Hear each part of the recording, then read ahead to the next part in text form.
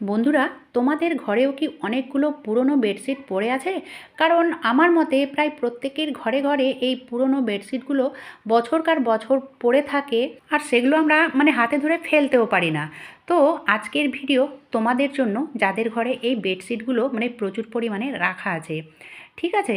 তো এই বেডশিট দিয়ে আমরা কিভাবে অনেকগুলো টাকা পয়সা বাঁচিয়ে নিতে পারি, তো যারা রিইউজ ভালোবাসো বা রিইউজ করতে চাও তাদের জন্যই এই ভিডিওটা। আর আমাদের ডেলি লাইফের কাজে আসবে এমন কিছু আইডিয়া, 6টি আইডিয়া শেয়ার করব, যেটা তোমরা দেখেই সঙ্গে সঙ্গে করতে লাগবে। আমি সুনিতা, আমার চ্যানেলে তোমাদের সকলকে স্বাগত জানাই। চলো তাহলে বক বক না করে আইডিয়াগুলো শুরু করা যাক। তো আইডিয়া নাম্বার 1। তো এখানে নিয়েছি আমি একটা পুরনো বেডশিট। তো তোমরা দেখে বুঝতে পারছো সাইডটা, সাইডের দিকে ভালো রয়েছে, কালারটাও ফেক হয়নি। আর মিডিলে এটা ছিঁড়ে গেছে, আর মিডিলে কাপড়টাও নষ্ট হয়ে গেছে। তো আমি আমার যতটা প্রয়োজন হবে, এখানে আমি নিয়েছি 28x18। ঠিক আছে? তো আমি সেই মাপ হিসাবে 28x18 করে এটাকে কাট করে নেব। তো এটা অতটাও নরম হয়ে যায়নি, হাতে ছেঁড়াও যাচ্ছে না, তো কাঁচি নিয়ে কাটতে হচ্ছে। তো যাই হোক, আমার যত বড় প্রয়োজন ততটা আমি কাট করে নিয়েছি। এবারে দেখো, আমি কিন্তু এটা ডবল নিয়েছি। ঠিক আছে? এবারে এটাকে সেট করার আগে আমার লাগছে হচ্ছে একটা প্লাস্টিক। তো এই যে চালের বস্তাগুলো থাকে, সেগুলো এখানে ব্যবহার করতে পারো, কিংবা যে সিমেন্টের বস্তা থাকে সেটাও নিতে পারো, কিংবা যে কোনো প্লাস্টিক তোমরা এখানে নিতে পারো। তো আমি চালের বস্তা এখানে 1 পিস নিয়েছি। আর এই যে কাপড় দুটো আমি কাট করলাম, তো সেই মাপের এটা কাট করব, তার থেকে 1 আঙুল চারিদিকে ছোটোই নিতে হবে। তো এই দেখো বন্ধুরা, আমি এইভাবে এটাকে সেট করেছি, উল্টো দিকটা ভেতরে রেখেছি আর সিধা দিকটা বাইরে রেখেছি। এটা একটু সুন্দর দেখানোর জন্য দিতে হবে লেস। তো যেহেতু পুরনো জিনিস দিয়ে করছি, পুরনো বেডশিট দিয়ে করছি, তাই এখানে নতুন কিছু দেওয়ার প্রয়োজনই নেই। এই যে পুরনো জামাগুলোতে এরকম ধরনের লেসগুলো থাকে, তো সেগুলো তোমরা ছাড়িয়ে লাগিয়ে নিতে পারো। আমি যেমন এই এটা অনেক বছরের পুরনো একটা কুর্তি, তো সেখান থেকে আমি এটা ছাড়িয়ে নিলাম। ঠিক আছে?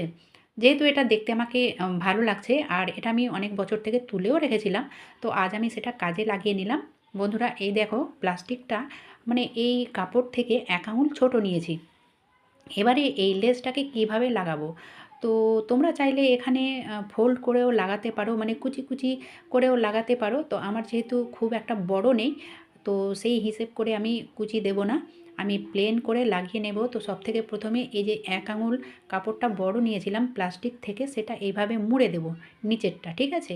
মুড়ে দেওয়ার পরে এটাকে এইভাবে সেট করে দেব, আর ওপরের কাপড়টাও 1 আঙুল এইভাবে মুড়ে আর এখানে এইভাবে সেট করে দেব। যাদের সেলাই মেশিন আছে তারা সেলাই মেশিনে এটাকে সেলাই করে নেবে। আমার কাছে যেহেতু সেলাই মেশিন রাখিনি, তো আমি হাতে সেলাই করব। তো প্রথমে পিন আপ করে নিতে হবে, কারণ পিন দিয়ে না আটকালে কিন্তু সেলাই করা অসম্ভব, অনেকটাই টাইম লেগে যাবে। তো সেই কারণে যদি পিন না থাকে তোমরা সেফটি পিন দিয়েও করে নিতে পারো, আটকে নিতে পারো।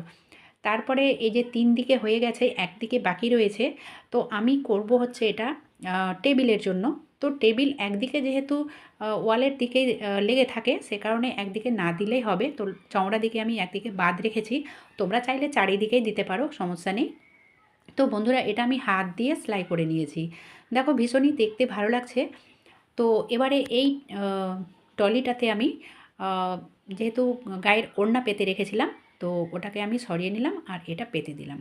দেখতে ভীষণই ভালো লাগছে। তোমরা এইভাবে বেডশিট, পুরনো বেডশিট দিয়ে টেবিল কভার করে নিতে পারো। তো এই যে লেসটা দেওয়ার কারণে কিন্তু এর লুকটা আলাদাই হয়ে গেছে। তোমরা যেমনটা আমি আগে বললাম, এখানে কুচি কুচি করেও লাগাতে পারো। তো যাই হোক, কেমন হয়েছে অবশ্যই তোমরা কমেন্ট বক্সে জানাবে। চলো এবার, এটা তো হলো টেবিল ক্লথ। দেখে নেওয়া যাক এবার পরবর্তী আইডিয়া। তো পরবর্তী আইডিয়া সেই বেডশিট নিয়েই হবে, কারণ একটা বেডশিট বিশাল বড় থাকে, অনেক বড় থাকে। তো বন্ধুরা, এই বেডশিটের মিডিলের সাইজ, মিডিলের কাপড়টা কিন্তু একটু নরম হয়ে গেছে, সেই কারণে আমি মিডিলের কাপড়টা ব্যবহার করব না, চারিদিকের যে কাপড়টা রয়েছে সেটাই ব্যবহার করব। তো প্রথমে আমি এখানে 1 টুকরো কাপড় নিয়েছি, আর এটাকে একটা থালা বসিয়ে মাপ করে নেব। ঠিক আছে? এটা কিসের জন্য আমি করছি আর এই থালাটায় বসিয়ে কেন করলাম, তো আমি সব কিছু ডিটেলসে বলবো, তোমরা স্কিপ না করে দেখতে থাকো, তাহলেই বুঝতে পারবে। তো আমি মানে যতটা দাগ দিলাম তার থেকে 1 আঙুল বাড়িয়ে কাটবো, ঠিক আছে? আর 1 আঙুল বাড়িয়ে কেন কাট করতে হবে সেটাও বলে দেব। তো এই দেখো বন্ধুরা, এইভাবে আমি রাউন্ড করে পুরো কাপড়টা ছাড়িয়ে নিলাম। তো এইভাবে আমাকে করতে হবে 4টে, ঠিক আছে? তো আমি একটা করে দেখালাম, তোমরা চাইলে একই মানে একসঙ্গে 4টে কাট করে নিতে পারো। এভাবে 4টে ফোল্ড করে নেবে, 4টে ফোল্ড করার পরে আর যত বড় কাট করতে হবে সেটা মাপ করে, মানে থালাটা বসিয়ে আমি যেহেতু একটা কাট করে নিয়েছি তো সেটা বসিয়ে বাকি 3টা কাট করে নিলাম। তো এই দেখো 4টা কাট করেছি, 1 2 3 4, ঠিক আছে? এর জন্য লাগবে 2টো প্লাস্টিক। তো ওই যে আমি একটা চালের বস্তা কাট করেছি, একদিকে বাকি ছিল মানে রাখা ছিল, তো সেটা আমি 2টো কাট করে নিলাম। তো ওই মাপেরই কাট করেছি, তো তার থেকে 1 আঙুল ছোটোই কাট করেছি। অবশ্যই এই কাপড়ের 1 আঙুল ছোটো করে ওই প্লাস্টিকটা কাট করতে হবে। এবারে চলো উল্টো দিকটা আমি এইভাবে মানে ভেতরে রাখবো কাপড়ের, ঠিক আছে? সিধা দিকটা নিচের দিকে রেখেছি, মানে সিধাটা ওপরেই রাখতে হবে। এই যে যেমন এটার সিধা দিকটা ওপরেই রেখেছি। তো এইভাবে এটাকে ভাঁজ করব, মানে 1 আঙুল যেহেতু কাপড়টা বড় রয়েছে, তো এইভাবে 1 আঙুল করে ফোল্ড করে আর প্রথমে পিন করে নিতে হবে। পিন করলে ওই যে বললাম আগে, পিন করলে সেলাই করতে সুবিধা হয়। তো এইভাবে আমি পিন আপ করে নিয়েছি, তারপরে এটাকে হাত দিয়ে সেলাই করে নেব। তো আমি একটুখানি সেলাই করে দেখাচ্ছি, নইলে অনেকে আবার কমেন্ট করবে যে সেলাই করা তো দেখালেই না। তো যাই হোক, এইভাবে আমি পুরোটাকে সেলাই করে নিয়েছি। এইটুকু সেলাই করতে কোনো অসুবিধা হয় না, খুবই সহজে এইটুকু সেলাই হয়ে যায়। তো বন্ধুরা, এইভাবে আমি 2টো তৈরি করেছি, আর এই 2টো এতটাই কাজে আসবে, এতটাই কাজে আসবে, পুরনো হলো তো কী হলো, কিন্তু কাজের অনেক হবে। চলো দেখে নেওয়া যাক কী কাজে আসবে। বন্ধুরা, রুটি করার পরে আমরা এই হটপটের মধ্যে এমনি রাখি, আর এমনি রাখলে নিচের রুটিটা নষ্ট হয়ে যায়, কিংবা পেপার রাখি কিংবা কাপড় রাখি।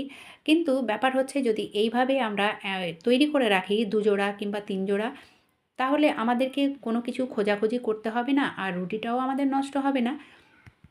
তারপরে দেখে নাও বন্ধুরা, আমি আবারও সেই বেডশিট নিয়েছি। আর আগে আরও একটা কথা বলে দিই যে এই কাজগুলো করার আগে অবশ্যই আমি এই বেডশিটগুলোকে গরম জলে ডিটারজেন্ট দিয়ে পরিষ্কার করেছি, ঠিক আছে? কারণ অনেকের কমেন্ট আবার অনেক রকম হয়। তো যাই হোক, এটা গরম জল দিয়ে আমি পরিষ্কার করেছি, তারপরে এই আইডিয়াগুলো তোমাদের সঙ্গে শেয়ার করছি। তোমরা চাদর দেখেই বুঝতে পারছো। তো যাই হোক, আবারও আমি সেই থালাটা বসিয়ে আর চারিদিকে 4 থেকে 6 আঙুল বাড়িয়ে, মানে বড় কিছু বসিয়ে একটা কাট করতে হবে। তো যাই হোক, এইভাবে এটাকে ফোল্ড করতে হবে। প্রথমে একটুখানি ফোল্ড করব, তারপরে 1 আঙুল মতো এইভাবে ফোল্ড করতে হবে, মানে ভেতরে যেন সুতো ঢোকানো যায় কিংবা এলাস্টিক ভরা যায়, সেই হিসেব করে এটাকে ফোল্ড করতে হবে, ঠিক আছে? আর আগেরটা যেমন আমি দেখালাম হটপটের সেই কাপড়টা, তোমরা হটপটে যে ঢাকনাটা হয় সেই ঢাকনার মাপ করেই কাপড়টা কাটবে, তাহলে ঠিকঠাক হবে। ঢাকনার মাপ করে কাট করতে বলতে তার থেকে 1 আঙুল, কারণ সেলাই করতে হয়। তো যাই হোক, এটাকেও আমি এইভাবে চারিদিকে সেলাই করে নেব।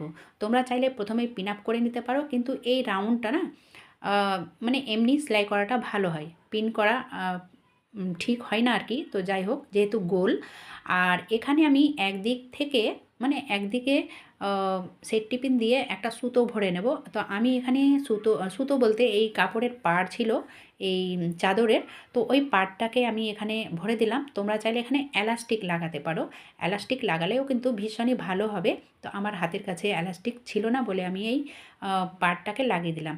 তো এই যে চাকি বেলন, তো চাকিটাকে আমরা ঢেকে রাখি। তো এইভাবে যদি করে রাখো তাহলে কোনো কিছু ভরার জন্য খোঁজাখুঁজি করতে হবে না। আর এটা এইভাবে রান্নাঘরে মানে কভারের মধ্যে ভরে রাখলে এর ওপরেও কিছু রাখতে পারবে, আর এমনি করে রাখলে পোকামাকড়ও মুখ দেবে না, আর দেখতেও ভালো লাগে।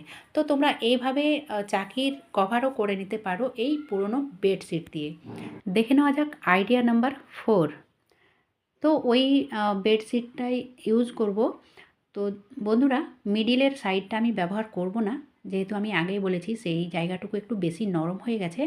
আর এই যে চারিদিকে সাইডটা, তো আমি এইভাবে মানে ফোল্ড করেছি 6 বার, ঠিক আছে? 1 2 3 4 5 6। চওড়ায় নিয়েছি 1.5 বিদ্যে মতো আর লম্বায় নিয়েছি 2 বিদ্যে থেকেও একটুখানি বেশি। তারপরে দেখো এইভাবে এটাকে আমি কাট করে নিয়েছি। আর 6টা লেয়ার হয়েছে যেহেতু, মানে 6 বার ভাঁজ করেছি। এবারে নিচের লেন্থের জন্য অন্য একটা কাপড় নিয়েছি। তো এটা হচ্ছে লুঙ্গির কাপড়।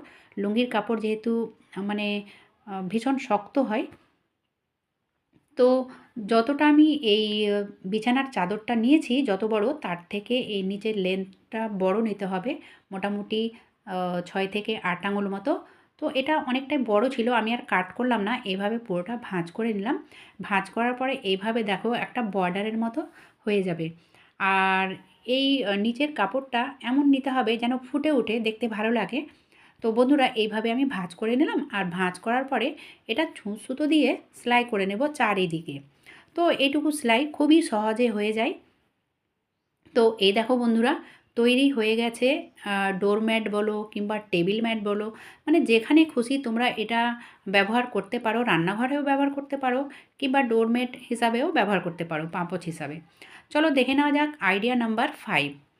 তো এখানে দেখো ছোট ছোট যে টুকরোগুলো রয়েছে সেগুলো আমি কাজে লাগাবো। আর এগুলো মিডিলের সাইডের নরম কাপড়, তো এখানে নরম কাপড়ই লাগবে। তো বন্ধুরা, এই ছোট ছোট টুকরোর কাপড়গুলো এতটাই কাজে আসবে যে অবশ্যই তোমরা দেখে করতে লাগবে। তো এইভাবে বেশ 10 মানে 8-10 বার ফোল্ড করতে হবে। করার পরে ঠিক মানে এত বড় রাখবো। তারপরে যেটা করব সেটা হচ্ছে সেলাই। তো সেলাই সেরকম কিছু করতে হবে না। 3 দিকে যেহেতু খোলা রয়েছে সেদিকে করব, আর মিডল থেকে ক্রস চিহ্ন মানে ক্রসের মতো সেলাই করে নেব। তো এইভাবে আমি দুটো করেছি। ঠিক আছে? পুরনো বেডশিট তোমরা এইভাবে ব্যবহার করতে পারো। তো এটা কিন্তু রান্নাঘরে হাঁড়ি কড়াই ধরার জন্য ভীষণই ভালো। তোমরা এইভাবে দুটো কেন অনেকগুলো করে রাখতে পারো। চলো এবার দেখে নেওয়া যাক আইডিয়া নাম্বার 6, মানে 6। তো এই যে আরও মানে অনেকটা কাপড় রয়েছে। তো এই কাপড় অনেকটা কাজে, মানে আমাদের মানি সেভিংস অবশ্যই হবে বন্ধুরা। তবুও মানে মিডিলের সাইডে যেহেতু এটা নরম হয়ে গেছে, তবুও অনেকটা শক্ত, মানে হাত দিয়ে ছিঁড়া গেল না। তো যাই হোক, আমি কাঁচি নিয়ে কাট করে নিয়েছি। আর এটা ছোট ছোট রুমালের মতো, মানে টিস্যুর মতো কাট করেছি। দেখো এইভাবে অনেকগুলো হয়েছে। আর আমি কিন্তু পুরনো কাপড় এইভাবে ছোট ছোট টুকরো করে কাট করে আর একটা কৌটোর মধ্যে রান্নাঘরে রাখি। রান্নাঘরে কত রকম মোছামুছির জন্য আমাদের প্রয়োজন পড়ে, টিস্যুর প্রয়োজন হবে না। এগুলো দিয়ে তোমরা মুছে ডাস্টবিনে ফেলে দিতে পারো। ব্যাস আজকের মতো এতটাই। ভিডিওটি ভালো লাগলে অবশ্যই ছোট্ট একটা লাইক করার সঙ্গে চ্যানেলে যদি নতুন হয়ে থাকো তো চ্যানেলটাকে সাবস্ক্রাইব করে রেখো। সাবস্ক্রাইব করে নিলে আমার নিত্য নতুন ভিডিওর নোটিফিকেশান সব থেকে আগে পেয়ে যাবে। আজকের মতো এখানেই শেষ করলাম। ধন্যবাদ।